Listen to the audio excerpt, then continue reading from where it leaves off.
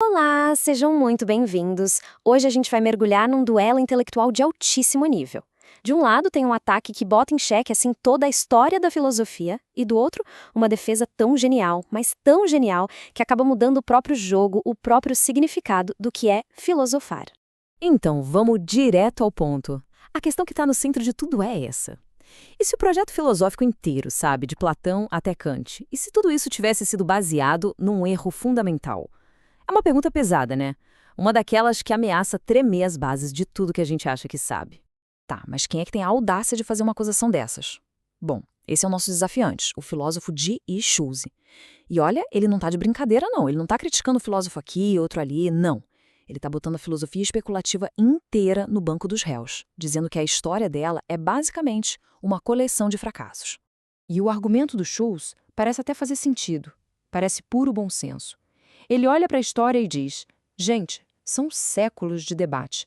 Os maiores pensadores da história discutindo sem parar e nunca chegaram a um acordo sobre nada. Para ele, essa falta de consenso não é coincidência. É um sintoma. Um sintoma de que tem alguma coisa muito errada lá na raiz da filosofia.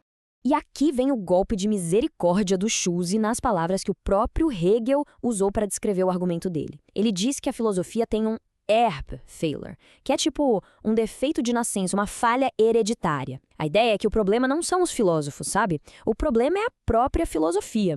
É como se ela já nascesse com um defeito de fábrica, programada para dar errado. E agora, a resposta de Hegel. E é aqui que a coisa fica boa. Em vez de sair defendendo a história da filosofia, ele parte por um contra-ataque brilhante. Ele mira bem no centro do argumento do Schulze, bem naquilo que o Schulze achava que era a sua base mais sólida. Para a gente entender a jogada, tem que saber onde o Schulze se apoiava. Ele precisava de um chão firme, de algo que fosse absolutamente certo, e ele achou isso nos chamados fatos da consciência. O que é isso? Basicamente tudo o que passa na nossa mente, sensações, pensamentos, percepções. Para o Schulze, a existência dessas coisas dentro da nossa cabeça era a única verdade impossível de duvidar. E é exatamente aí que o Hegel encontra a brecha. Ele aponta uma contradição que desmonta tudo.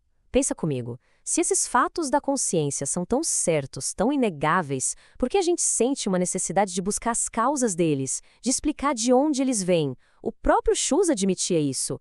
Esse impulso de querer ir além deles já mostra que, no fundo, a gente não os considera tão certos assim. A base do Schulze começa a ruir. Com o chão do Schulze já meio tremido, o Hegel não para por aí. Ele avança. O próximo passo dele é fazer uma distinção que é, assim, fundamental.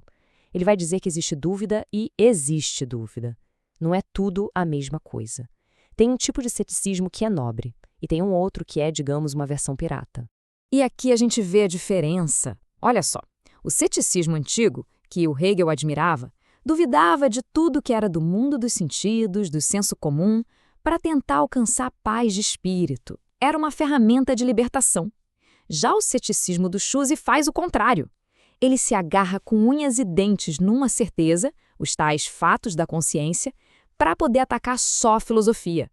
Para o Hegel, isso não é ceticismo de verdade, nem aqui nem na China. E o Hegel não alivia, não. Ele chama esse sistema do Schulze de bastardo do ceticismo. A ironia aqui é gigantesca. Na tentativa de destruir o que ele achava que era o dogmatismo da filosofia, o Schulze acaba criando o próprio dogma dele, a crença cega nos fatos da consciência. No fim, ele virou exatamente aquilo que ele mais criticava. Bom, agora a gente chega no clímax de toda essa discussão. Depois de mostrar que o ataque do Schulze não se sustenta, que ele é contraditório e, no fundo, dogmático, Hegel prepara a sua jogada de mestre. E é aqui que ele vai virar o jogo e revelar qual é a verdadeira relação entre a dúvida e a filosofia. O suspense aumenta. Porque se o Hegel não vai simplesmente destruir o ceticismo, mas também não vai defender um dogmatismo cego, o que ele vai fazer então? A resposta não é uma vitória simples. É uma virada de roteiro genial.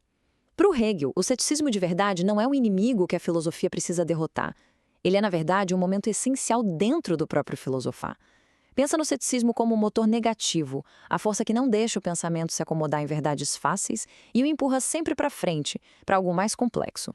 Então, o que é a filosofia de verdade para o Hegel? É um movimento constante. Começa com uma afirmação, quase um dogma. Aí vem o ceticismo, a dúvida, que mostra as contradições daquela primeira afirmação. E é a partir desse conflito que o pensamento se eleva para uma compreensão maior, mais rica, que consegue unir esses opostos. Para isso ficar um pouco mais concreto, vamos pegar um exemplo que o próprio Hegel gostava, lá do Spinoza, a ideia de causa de si mesmo. Se a gente para pensar, essência, que é o que uma coisa é, e existência, que é o fato de uma coisa ser, são duas ideias bem diferentes, opostas, né? Mas Spinoza junta as duas numa coisa só. À primeira vista, parece uma baita contradição. E é exatamente esse o ponto do Hegel. Para ele, o pensamento filosófico de verdade não é aquele que segue a lógica do ou isso ou aquilo. É aquele que consegue segurar dois conceitos opostos ao mesmo tempo, mostrando que na tensão entre eles existe uma verdade mais profunda. A contradição não é um erro que a gente tem que evitar, é uma etapa necessária que a gente precisa superar.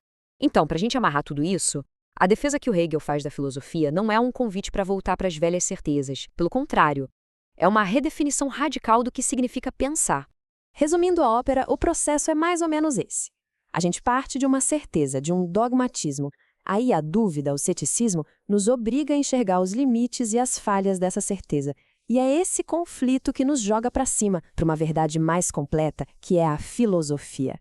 A dúvida não há o fim da linha, de jeito nenhum. Ela é a faísca que liga o motor para a próxima etapa. Isso tudo deixa a gente com uma pergunta para levar para casa. Talvez o erro do Scholze tenha sido procurar uma filosofia que desse respostas finais, definitivas. E talvez o que Hegel esteja nos mostrando é que o verdadeiro valor não está em chegar num porto seguro da certeza, mas sim em se manter em movimento, nesse processo sem fim de afirmar, duvidar e superar. Um processo que, no fundo, é o que nos mantém pensando.